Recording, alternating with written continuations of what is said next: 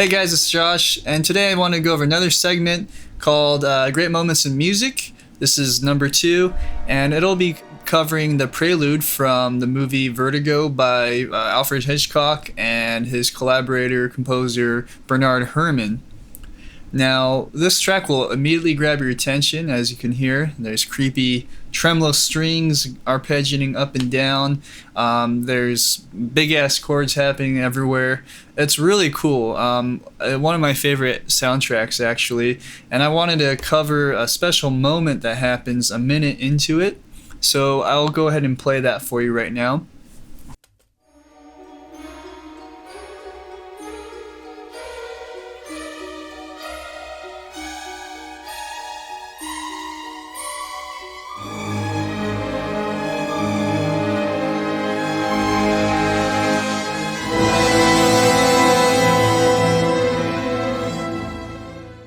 Okay, what you just heard was a very powerful moment. It's almost like a exclamation mark at the end of a sentence, and it's a very big statement.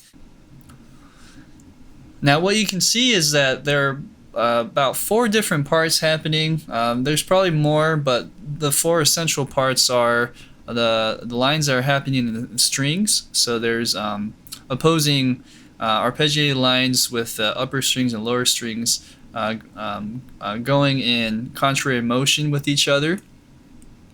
And then with the brass and even low woodwinds probably, what's happening is that there's actually these crescendos and long sustains happening, building up tension as it goes, and then there's a big drop or a big release that's happening. So the discoveries that I've made, and also the things that break down this track to make it sound so cool, is first the rising tension and build-up that's happening with the release. Think of it as an EDM song. EDM music does this a lot, where you have that bass drop, and the bass drop happens right after the build-up, and there's like these claps that kind of happen, and the dun dun dun dun dun, and the risers start to happen, boom, and then there's a big bass drop, right? So this is the stuff that really excites me, actually, when I listen to music, is how do you achieve these sounds or these effects? And you can't have one without the other. So with the build up and release, you gotta make sure that you do a good build up. Make sure your build up is really hits that mark, so that when it drops, there's a powerful moment. And so imagine if you didn't have the tension or build up, and it was just a big chord, it would be kind of obnoxious, right? So in context, you got to have both. Technique number 2 that I'm hearing here that makes it very in your face, so to speak, is the chord progression. So let's talk about that. In the chord progression, or let's say the home key. So in the home key, we start in the key of E flat minor, right, with a seventh, a major 7th in there. So in the section that you have this big chord happening,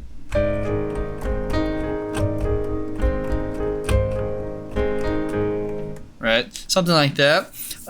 This is an A flat major with a suspended 4th resolving, and then you have this. Alright, so what happens is it goes from A flat major to A minor, A natural minor, and adding a 9th in there, so A minor 9th to be exact. It's a jazzy chord, but what makes that so special in context is A flat minor to the home key is a tritone away from each other. So you have E flat minor to A flat, or A natural minor. So and you know, a lot of music doesn't contain this, only because it's hard to make music that sounds good in that key, and you have to do it in very special circumstances, in my opinion. With that, this leads to my next point.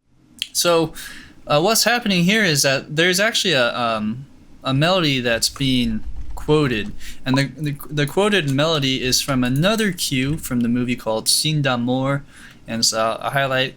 Let's go ahead and play that.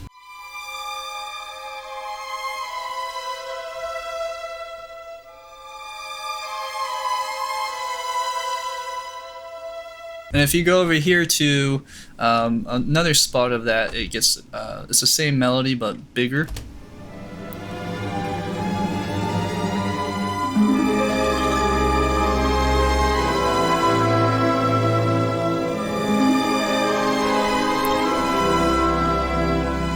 Okay.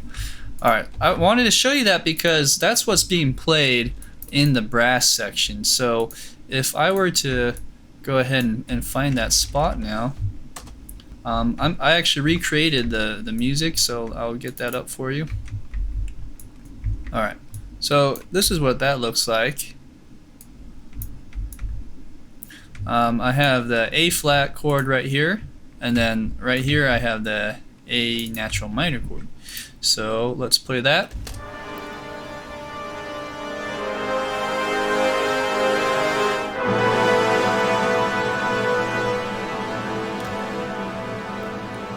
All right, so the crescendo that's happening in the beginning is subtle because there's also the strings happening, mind you, and the strings are kind of carrying that moment. And as the brass just gets louder and louder to that release, you'll hear that the melody is being played, and it's kind of disguised and everything. So if I were to, let's say, solo this part.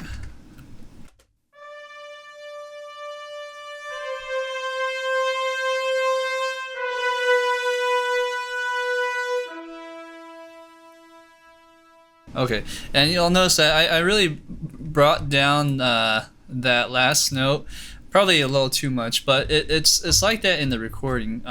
If you listen to the recording, it's just a hint of that E that's happening on that E natural note, and that's because I don't think he wants you to fully know. I think he wants to kind of just foreshadow that melody. And I truly think this was highly intentional. It wasn't something that he accidentally did, and it's just amazing what you can find or discover once you dig into great music like this. So that's it for today.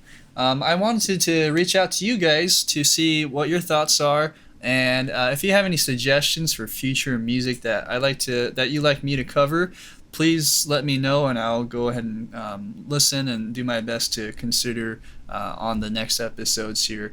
All right, this is Josh signing off. I'll see you next time.